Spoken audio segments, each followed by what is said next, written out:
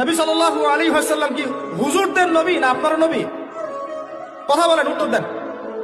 নবী সাল্লাল্লাহু আলাইহি ওয়াসাল্লাম কি হুজুরদের নবী না আপনার নবী? তাহলে আপনার মধ্যে তার সুন্নাত থাকবে না কেন? আপনার চেহারায় দাড়ি নাই কেন? আপনার প্যান্টটা টাকনুর নিচে কেন?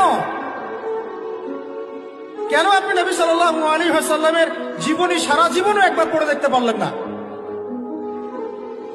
নবী সাল্লাল্লাহু আলাইহি ওয়াসাল্লাম 23 বছর আপনার আমার জন্য কষ্ট করেছেন, মানুষের মার খেয়েছেন, গাল খেয়েছেন, তাকে 15 বার হত্যা করার চেষ্টা করা হয়েছে, তাকে দেশ থেকে বের করে দেওয়া হয়েছে, গলায় দড়ি পেঁচিয়ে টান দেওয়া হয়েছে, পিঠের মধ্যে উঠে নাড়ি ভুড়ি চাপানো হয়েছে, দাঁত ঘুষি মেরে দাঁত ফেলে দেওয়া হয়েছে, মাথা ফাটিয়ে দেওয়া হয়েছে, পা ভেঙে দেওয়া হয়েছে।